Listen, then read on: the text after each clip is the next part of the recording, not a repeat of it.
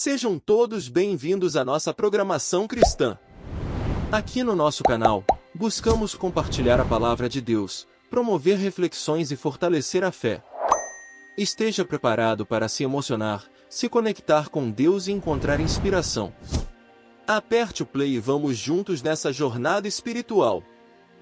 Neste vídeo, abordaremos o tema dos seres celestiais na Bíblia, mais especificamente sobre os anjos.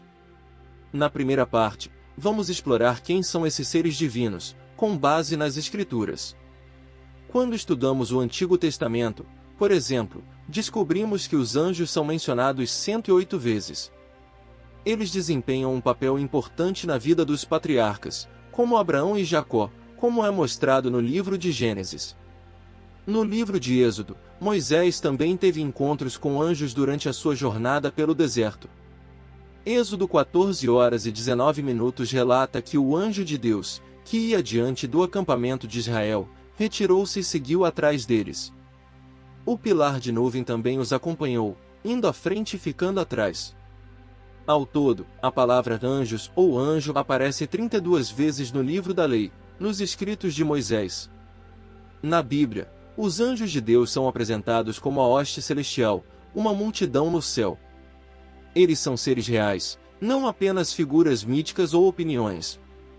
Os anjos são personalidades espirituais e têm um impacto físico. Assim como o mundo demoníaco está oculto, o mundo angelical também está. Os anjos nos cercam e seu impacto dinâmico é inegável. Embora não possamos vê-los, há nada que eles não possam observar em nome de Deus. Podemos não ser capazes de tocá-los, mas eles podem tocar as pessoas. Embora não possamos lidar com eles diretamente, eles têm o poder de derrotar reis. Na Bíblia, o Senhor escolheu um anjo específico para ir à frente de Moisés, rumo ao Egito, e esse anjo sozinho destruiu uma nação inteira. A invencibilidade é uma das principais características dos anjos de Deus, diferenciando-os dos demônios. Apenas as hostes celestiais se destacam em força. Salmo 103:20 diz: Bendizei ao Senhor, vós, seus anjos, que excedeis em força, que guardais os seus mandamentos, obedecendo à voz da sua palavra. Houve uma guerra no céu, onde as hostes celestiais, lideradas pelo anjo Miguel, lutaram contra Satanás e seus anjos. Deus usou seus anjos para enfrentar o exército caído de Satanás. No entanto, Satanás não obteve sucesso, e não havia mais lugar ou espaço para ele no paraíso. Apocalipse 12:7-9 relata que houve uma batalha no céu, na qual Miguel e seus anjos lutaram contra o dragão e seus anjos, mas não prevaleceram. Satanás e seus anjos foram expulsos do céu e lançados à terra. Em qualquer conflito, os anjos sempre conseguem expulsar completamente a oposição. No mundo, os anjos nunca foram conhecidos por falhar. Não há nada que possa se levantar contra a força que eles possuem, tornando-os os guardiões mais benéficos dos redimidos. Além de sua destacada força física, os anjos também brilham em inteligência. Na segunda parte, vamos discutir as categorias de anjos. Existem diferentes categorias de anjos, e Nosso Senhor até usou um termo militar ao falar sobre eles. No momento em que Jesus estava prestes a ser preso no jardim, Pedro pegou uma espada para protegê-lo. Jesus disse em Mateus 26:53, Você acha que eu não posso pedir a meu Pai, e ele me colocaria imediatamente à disposição mais de 12 legiões de anjos? O termo legião era uma designação militar romana que representava cerca de 6.000 soldados. Em um sentido geral, o maior grupo de anjos é o que podemos chamar de anjos regulares. Na maioria das vezes, quando a Bíblia menciona anjos, refere-se a esses anjos não identificados.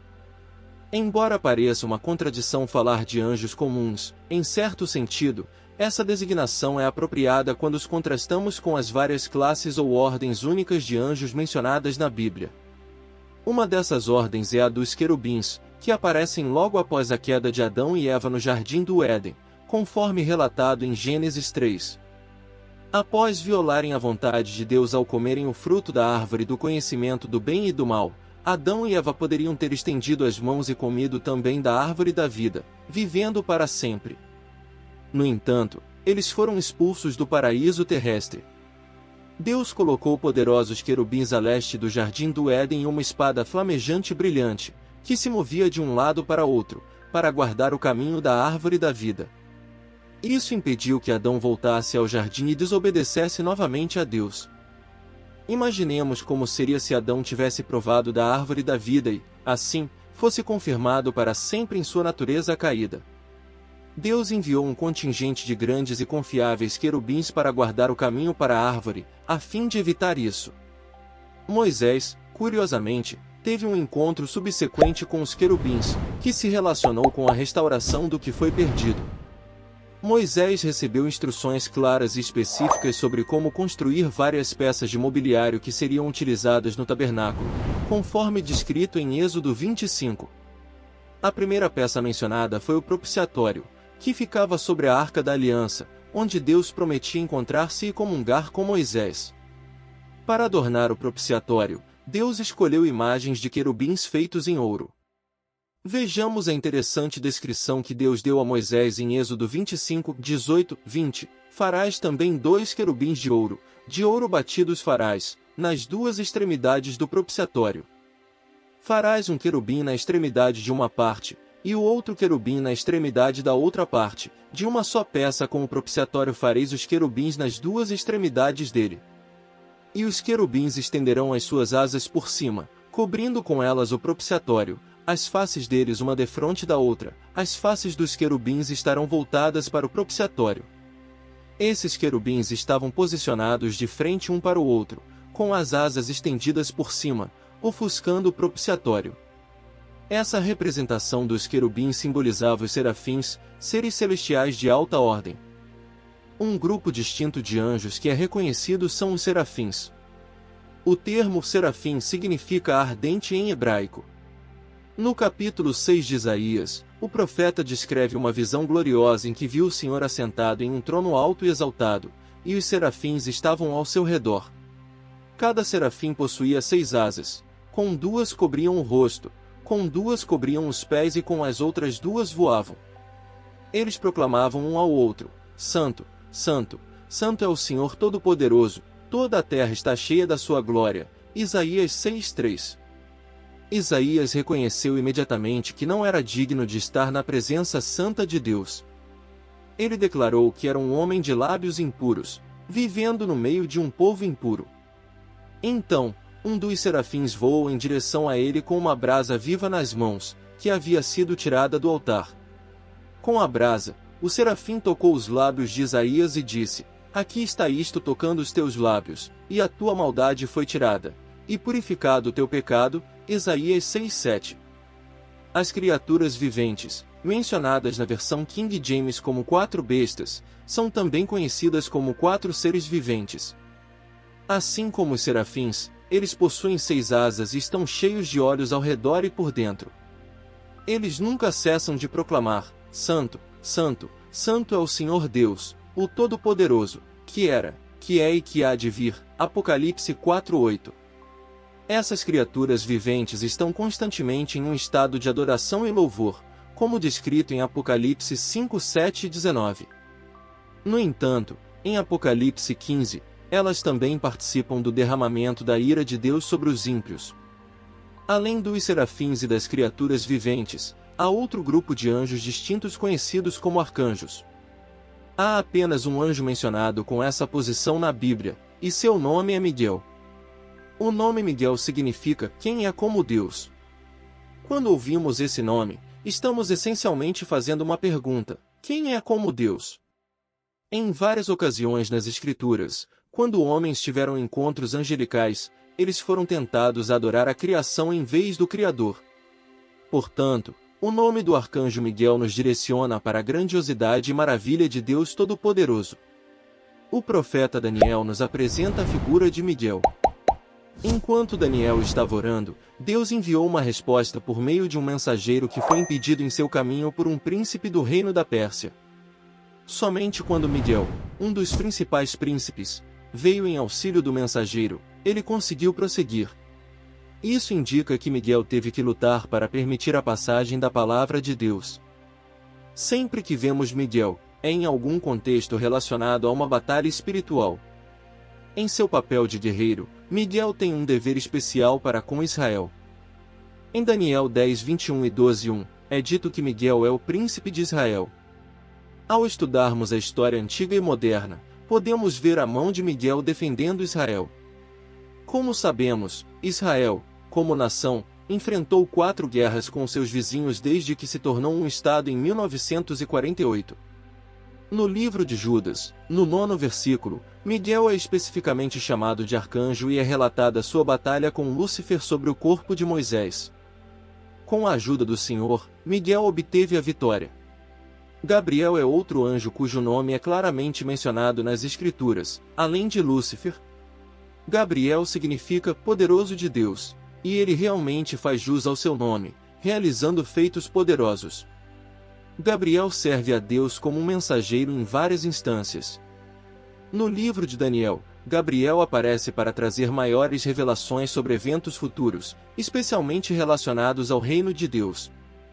Por exemplo, depois de uma visão de Daniel, o profeta se perguntou sobre seu significado.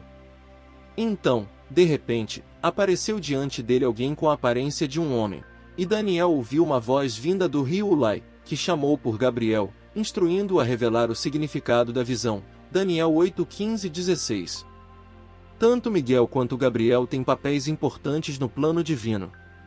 Miguel é associado à defesa de Israel, enquanto Gabriel é conhecido por trazer mensagens e revelações sobre o reino de Deus. Em suas aparições registradas nas Escrituras, eles demonstram a confiança e responsabilidade que Deus lhes atribuiu. Agora, em relação a Lúcifer, descobrimos o nome original do anjo que se tornou Satanás em Isaías 14, 12. O versículo não apenas o nomeia, mas também revela algo essencial sobre ele. Ele caiu do céu como a estrela da manhã, o filho do amanhecer. Devido ao seu orgulho e promoção de si mesmo, ele perdeu sua posição elevada no céu e foi lançado à terra. Lúcifer perdeu a graça divina do Pai e agora opera neste mundo. Nosso Senhor o descreve como príncipe deste mundo em 2 ocasiões, João 12, 31. Enquanto Miguel e Gabriel têm apenas um nome específico mencionado nas Escrituras, Lúcifer possui muitos nomes que indicam diferentes aspectos de seu caráter maligno. Alguns dos nomes pelos quais é conhecido incluem o diabo, Satanás e o maligno. O livro do Apocalipse atribui a ele vários nomes, como o grande dragão, a antiga serpente, o destruidor, o acusador e o enganador. Além disso, há menção de outras categorias menores de anjos na Bíblia, como os santos e os vigilantes. O rei Nabucodonosor, da Babilônia, relatou em Daniel 4:13 que viu em uma visão um observador, um santo, descendo do céu. Daniel 4:17 esclarece que esse assunto é por decreto dos vigilantes e pela demanda da palavra dos santos.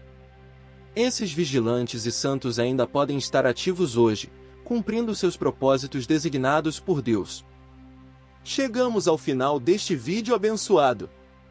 Esperamos que tenha tocado seu coração e fortalecido a sua fé.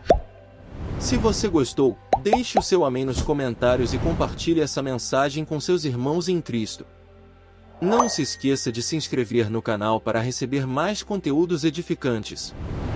Agradecemos a sua presença e que Deus continue abençoando a sua vida. Até a próxima, em nome do Pai, do Filho e do Espírito Santo. Amém.